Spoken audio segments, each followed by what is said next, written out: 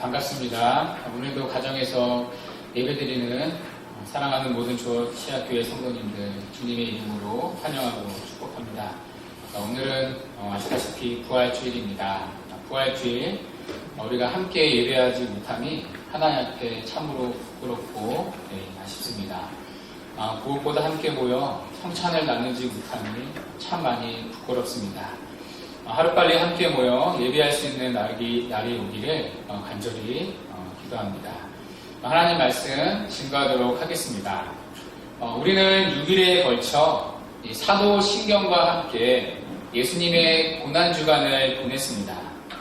나는 하나님의 유일하신 아들 우리 주 예수 그리스도를 믿습니다. 성자 하나님에 대한 고백을 하나씩 살펴봤습니다. 하나님의 유일하신 아들, 우리 주, 또 예수, 또 그리스도 각각의 고백의 의미를 살펴봤습니다. 이어서 고난당하신 예수님, 그리고 어제를 끝으로 십자가에 못 박혀 죽으신 예수님을 각각 살펴봤습니다. 오늘은 사도신경과 함께하는 예수님의 고난주간 마지막 날입니다. 오늘은 예수님의 부활에 대한 고백입니다. 장사된 지 사흘 만에 죽은 자 가운데서 다시 살아나시고 우리는 성경 곳곳에서 이 표현을 볼 수가 있습니다. 오늘 본문 4절에서 바울 역시 이렇게 고백합니다. 장사 지낸 바 되셨다가 성경대로 사흘 만에 다시 살아나사. 바울뿐만 아니라 성경은 무려 25번이나 이 표현을 사용합니다. 사도신경 역시 성경의 표현을 그대로 고백하는 것입니다. 장사된 지 사흘 만에 죽은 자 가운데서 다시 살아나시고 예수님이 죽은 지 3일째에 부활하셨다는 부활의 고백입니다. 이 고백은 얼마 안 되는 짧은 고백입니다. 그러나 성경이 말하는 이 부활의 도리를 너무나 담백하고 또 간략하게 잘 드러내고 있습니다. 특별히 이 고백은 우리에게 부활에 대해 중요한 이 두 가지 메시지를 전합니다. 오늘 말씀을 통해 이 고백의 두 가지 의미를 함께 살펴보겠습니다. 첫째, 예수님의 부활은 역사적 사실이라는 것입니다. 오늘 본문 4절에서 바울은 이렇게 말합니다. 장사 지낸 바 되셨다가 성경대로 사흘 만에 다시 살아나사. 우리가 고백하는 사도신경 역시 이렇게 고백하죠. 좀 전에 살펴봤는데요. 장사된 지 사흘 만에 죽은 자 가운데서 다시 살아나시고 여러분 이 고백이 담고 있는 중요한 의미 중 하나가 무엇입니까? 예수님이 실제로 죽으셨다는 뜻입니다. 죽은 자들 가운데서 장사 지낸 바 되셨다가 예수님은 실제로 죽으셨다가 다시 살아나셨다는 것입니다.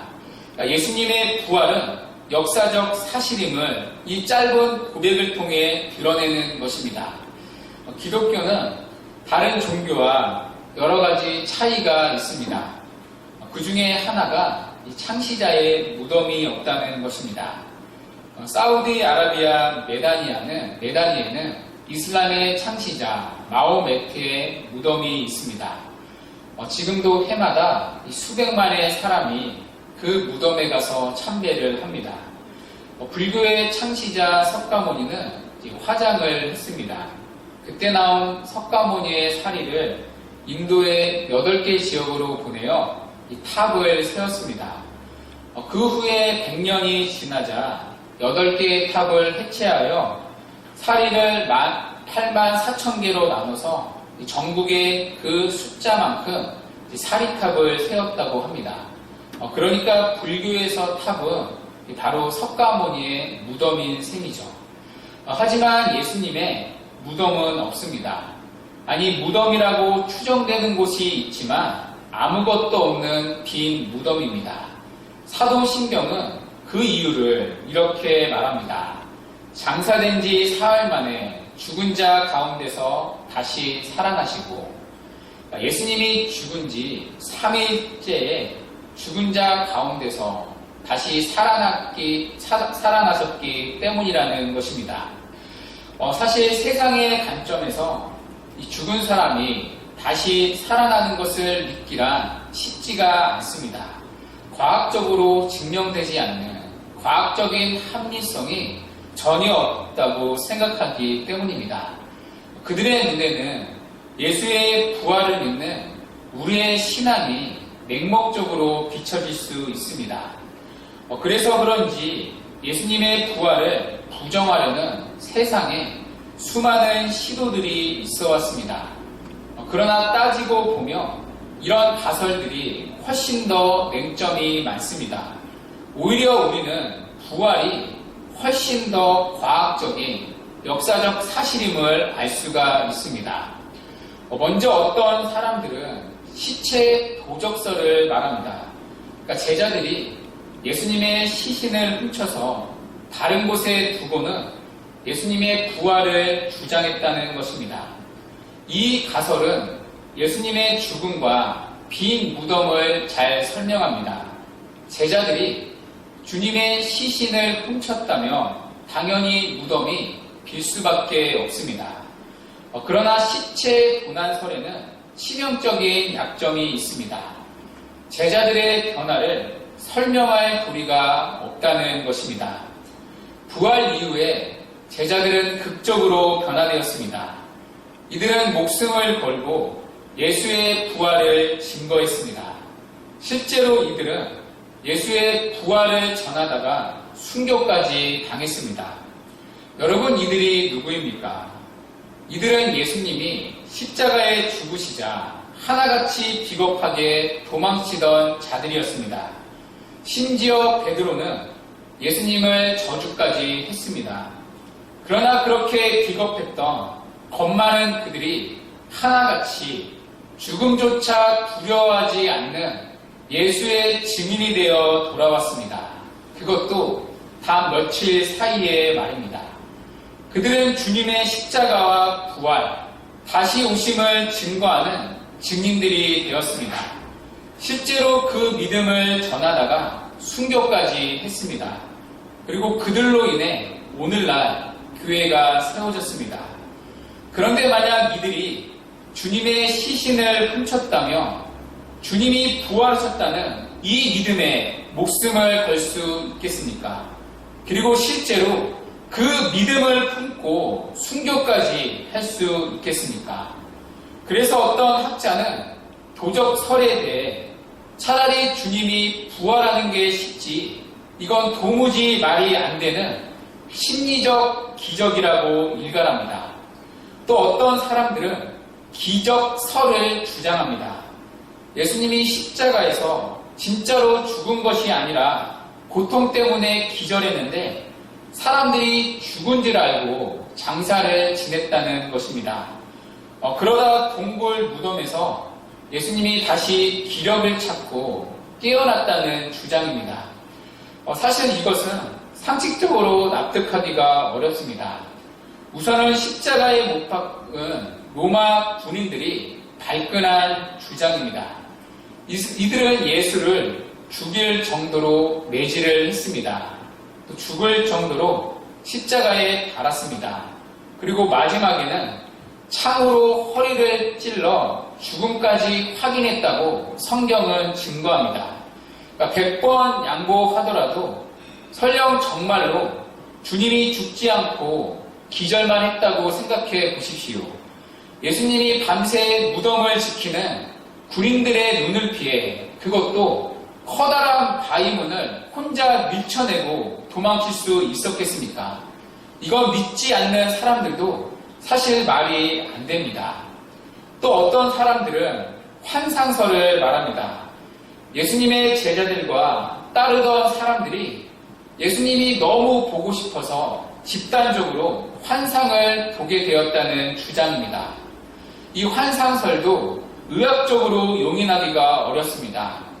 의학적으로 집단 환상은 불가능하다고 말합니다. 한 자리에 나란히 있어도 누군가에게는 보이고 누군가에게 보이지 않는 것이 환상입니다. 그런데 오늘 본문에 보시면 그런 체험이 한두 사람에게 일어난 것이 아닙니다. 우리는 본문을 통해 그 체험이 집단적으로 일어났다는 것을 확인할 수 있습니다. 오늘 본문에서 바울은 부활하신 주님을 만난 사람들의 명단을 나열합니다. 여러분 본문 4절부터 8절을 한번 보십시오. 이 명단을 정리하면 다음과 같습니다. 먼저 게바에게 보이셨습니다. 게바는 사도 베드로의 별명이죠. 그 후에 12제자에게 보이셨습니다. 그 후에 500명이 넘는 형제 자매들에게 일시에 보이셨다고 말합니다. 그 후에 예수님의 친동생 야고보에게도 보이셨습니다. 그 후에는 모든 사도들에게도 보이셨다고 말합니다. 그리고 바울 자신에게도 마침내 부활하신 주님이 찾아오셨다고 고백합니다. 이것이 부활하신 예수님을 만났다고 간증한 사람들의 명단입니다. 그리고 그들은 집단적으로 부활하신 주님을 만났습니다. 12제자가 동시에 주님을 만났습니다. 심지어 500여 명이 동시에 일시에 주님을 보았다고 말합니다. 그러면 이 같은 집단적인 체면 현상이 어떻게 가능하겠습니까? 그리고 그런 집단적 체면 현상이 2000년 동안 지속되고 있다는 것이 오늘날까지 지속되고 있다는 것을 또 어떻게 설명할 수 있습니까? 이처럼 부활을 부정하는 세상의 논리는 허점투성이입니다. 합리적이고 이성적이라고 말하지만 사실 부활을 부정하는 그들의 이성은 빛바랜 이성에 불과합니다. 그 어느 것 하나 우리를 설득시키지 못합니다. 성경에 나오는 부활의 사건들을 그 어느 것 하나 그럴싸하게 설명하지 못합니다. 오히려 우리는 부활을 대입하며 이 모든 것이 설명될 수 있습니다. 여러분 생각해 보십시오. 목숨을 걸고 보지도 않는 것을 지켜가기 위해 신앙생활하는 것은 불가능합니다. 진짜라고 믿는 것을 위해 목숨을 바치는 것도 쉽지 않은데 하물며 거짓을 위해 목숨을 바친다는 것은 말이 안 됩니다. 이 모든 역사적 증거들은 오직 부활을 대입할 때 설명될 수 있습니다. 예수님의 빈 무덤, 감쪽같이 사라진 예수님의 시신, 그리고 기적 같은 제자들의 변화, 그리고 죽음을 불사한 그들의 증언을 통해 오늘까지 교회가 세워지는 일련의 과정, 이러한 모든 당시에 일어난 놀라운 일들을 설명할 수 있는 유일한 길은 예수님의 기적적인 부활밖에 없습니다. 그래서 제임스 패커는 예수께서 부활하시지 않으셨다며 기독교는 결코 성립할 수 없다고 말합니다. 그러므로 우리는 예수의 부활을 역사적 사실로 믿습니다. 물론 성령님이 믿게 해주셔야 가능한 고백이지만 그럼에도 우리는 예수의 부활을 역사적이고 육체적이고 실제적인 부활로 믿습니다. 우리는 성경이 가르치는 진리이기에 부활을 믿지만 그 믿음은 결코 맹목적인 믿음이 아니라 과학적인 합리성을 가지고 믿습니다. 그래서 저는 이렇게 고백할 수밖에 없습니다. 나는 예수님이 장사된 지 3일째에 죽은 자 가운데서 다시 살아나신 것을 믿습니다. 이 고백이 우리 모두의 고백이 되길 간절히 바랍니다. 둘째, 예수님의 부활이 나의 부활이라는 것입니다. 예수님의 부활은 좀 전에 살펴본 것처럼 역사적 사실입니다. 그러면 우리는 이러한 질문에 직면하게 됩니다. 예수의 부활이 사실이라며 그것이 나와 무슨 상관인가? 그분의 부활이 도대체 나와 무슨 상관이 있을까? 그 대답이 오늘 짧은 본문에 녹아져 있습니다. 본문 4절에 이렇게 말합니다.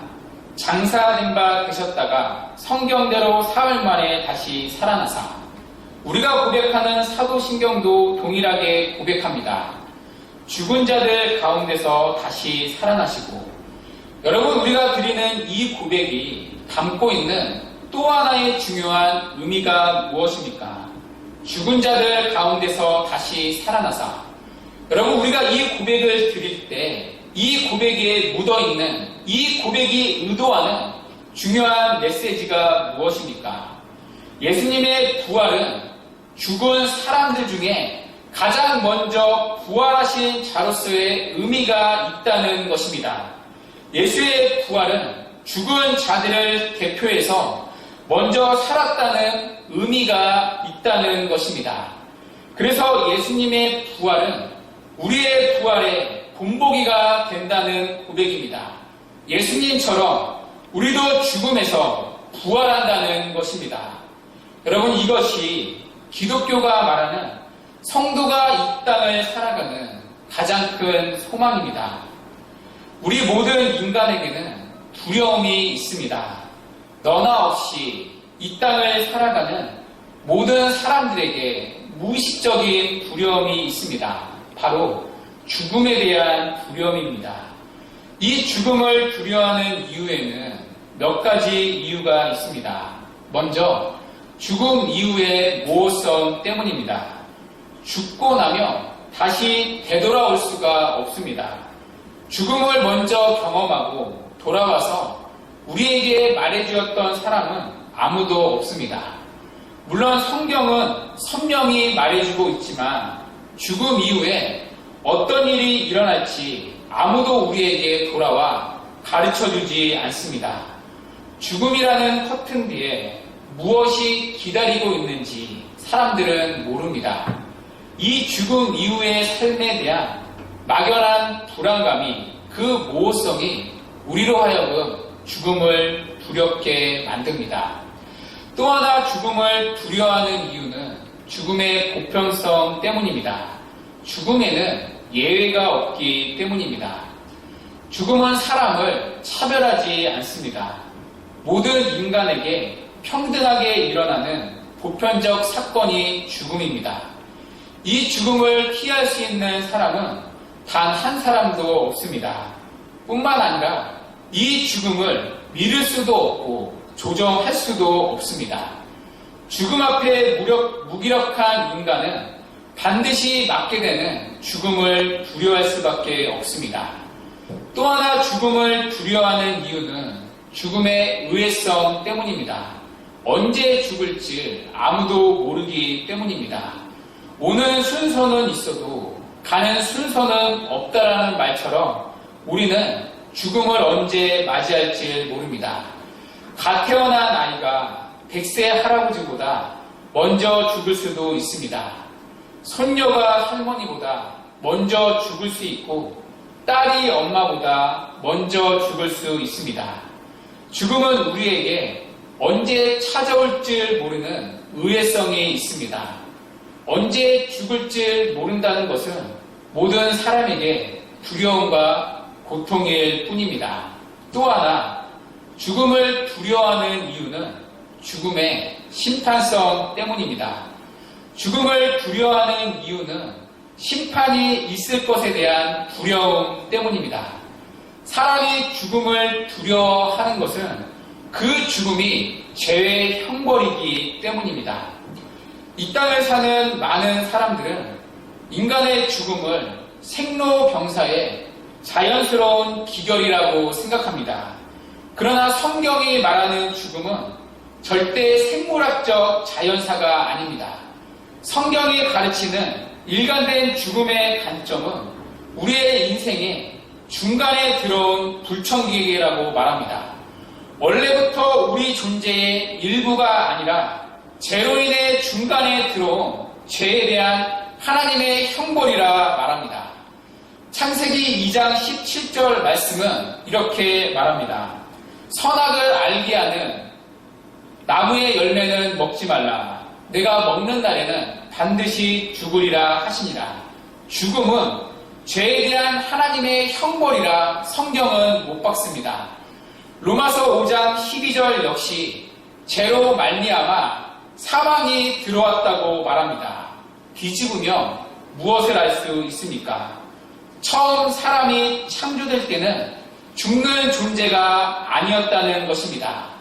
원래 인간은 처음 창조될 때 영원한 생명을 살도록 지음받았습니다.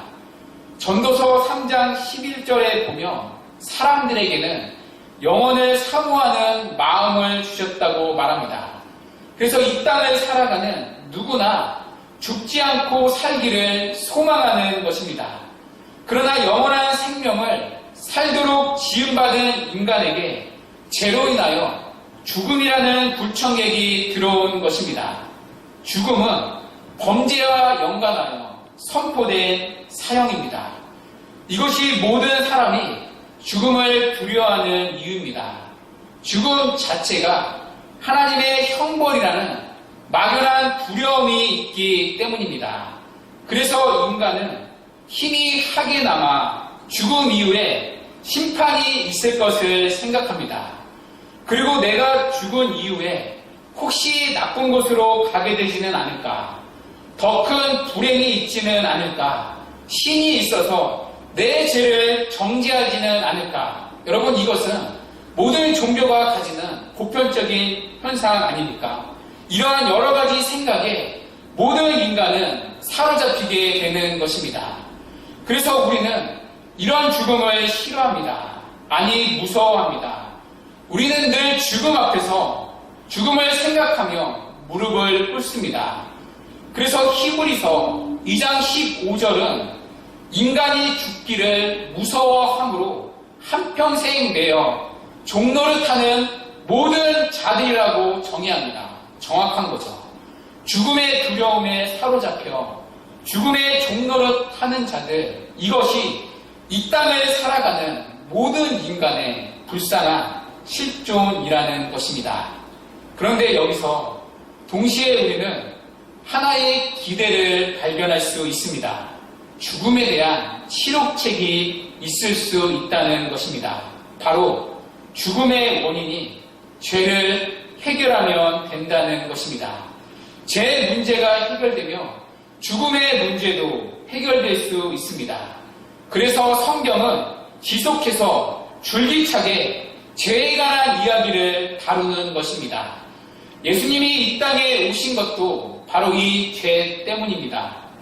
그래서 지난 새벽에 살펴본 여러분, 예수의 이름이 무엇이었습니까? 자기 백성을 저희 죄에서 구원할 구원자였습니다. 우리를 죄로부터 건지기 위해 하나님의 아들인 예수가 육신의 몸을 입고 이 땅에 오셨습니다. 그 예수가 십자가의 죽으심으로 우리의 모든 죄의 문제를 해결하셨습니다. 그래서 죄가 데려가는 죽음의 두려움으로부터, 그 죽음의 실체로부터 우리를 건지신 것입니다. 여러분, 그 증거가 무엇입니까? 오늘 그 예수가 부활하셨다는 것입니다. 여러분, 만약 예수님이 부활하시지 않으셨다면 어떤 문제가 생깁니까?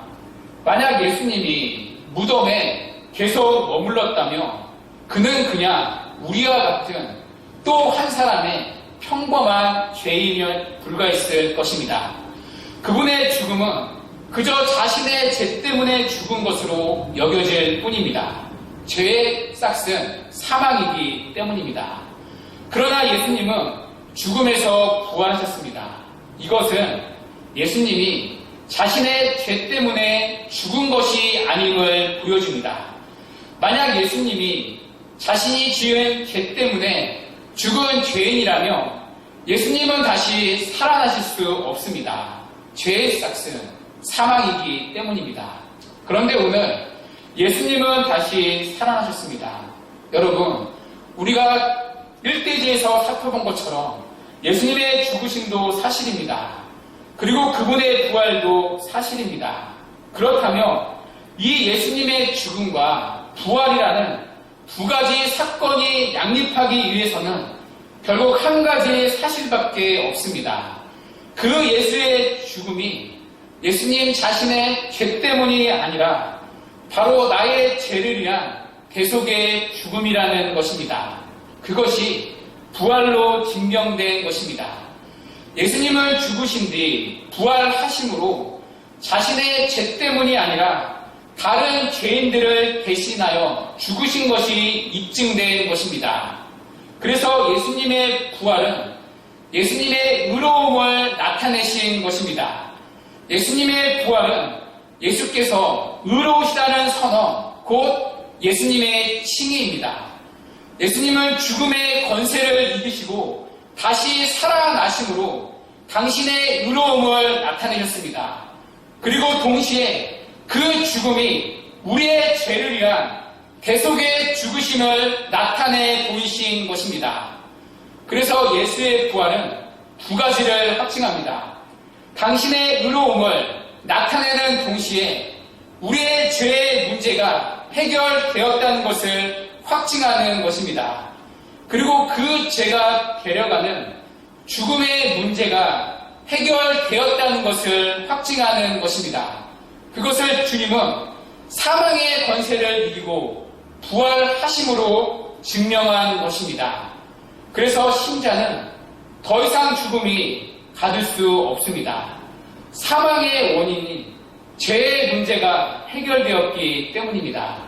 그리고 그분의 부활하심을 따라 그분을 믿는 우리 또한 의롭게 되어 사망의 권세를 이기고 부활할 것이기 때문입니다.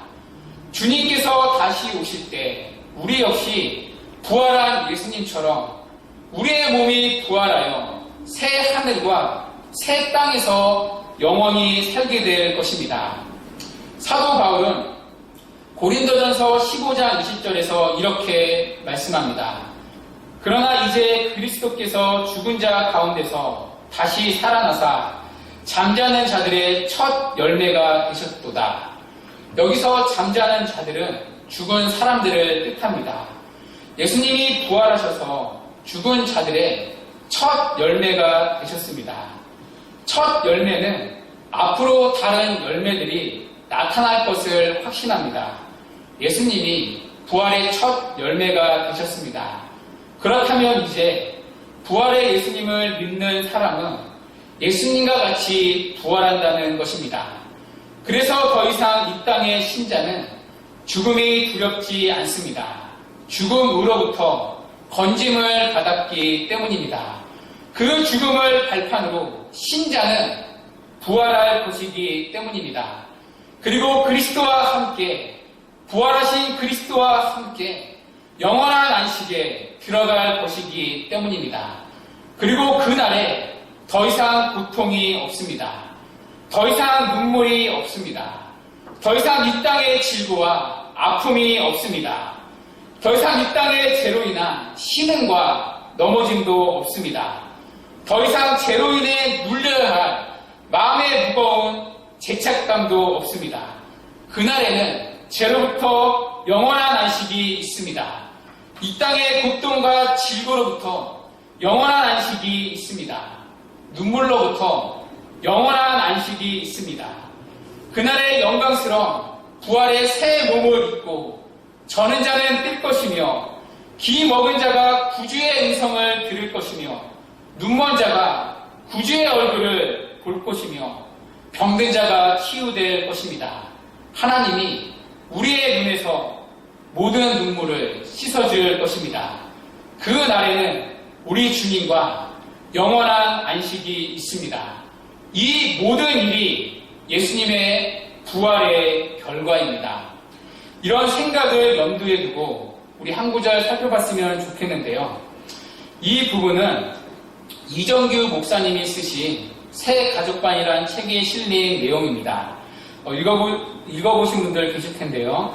우리 요한복음 17장 24절의 말씀입니다. 우리 한번 같이 읽도록 하겠습니다. 시작. 아버지여 내게 주신 자도 나의 있는 곳에 나와 함께 있어 아버지께서 창세 전부터 나를 사랑하심으로 내게 주신 나의 영광을 그들로 보게 하시기를 원하옵나이다. 아멘. 여러분 이 본문을 자세히 들여다보십시오. 지금 부활하신 예수님께서는 성부 하나님께 내게 주신 자도 나 있는 곳에 나와 함께 있게 해달라고 강구하십니다. 그러니까 예수님을 믿는 신자들이 지금 부활하셔서 예수님이 계신 천국에 함께 있게 해달라고 강구하시는 장면입니다. 마크 존스 목사님은 이 말씀을 이렇게 설명합니다. 그리스도께서는 우리를 알기 원하실 뿐만 아니라 우리와 함께 있기 원하신다. 궁극적으로 볼 때 우리가 그분 곁으로 불려가는 일이 생기는 것은 질병이나 치명적 사고 같은 어떤 일 때문이 아니라 성부께서 성자의 이 간절한 기도에 응답하셨기 때문이다. 여러분 이해가 되십니까? 신자가 된 이후에 맞이하는 죽음의 궁극적인 원인은 결코 사고나 질병이 아닙니다. 신자와 정말 함께 하고픈 간절한 열망을 가지신 부활하신 예수님의 기도를 성부 하나님께서 기쁘게 응답하신 것입니다. 그 기도의 응답이 바로 신자의 죽음이라는 것입니다. 신자의 죽음은 얼핏 불행한 일처럼 보이지만 하늘에서 부활하신 그리스도께서는 기쁘게 그를 영접하고 즐거워할 것입니다. 죽음을 당한 신자는 부활하여 더 이상 죽음과 관계없고 오히려 그토록 보고팠던 우리 주님을 보며 기뻐하게 될 것입니다. 사랑하는 주님과 함께 영원한 안식, 영원한 기쁨의 교제를 누릴 것입니다. 그래서 신자의 죽음은 더 이상 슬픔이 아닙니다. 물론 이 땅에서 사랑하는 사람들과의 이별로 인한 슬픔이 있지만 세상과 같은 소망 없는 슬픔이 아닙니다. 영원토록 기쁨 가운데 주님과 함께한다는 영원한 즐거움이 있기 때문입니다. 그래서 부활신앙을 가진 참된 그리스도인은 죽음을 무서워하지 않습니다. 우리는 오히려 죽음을 사랑하는 자입니다. 오히려 우리는 죽음을 기쁨과 소망으로 이 땅 가운데 준비할 수 있는 유일한 자입니다.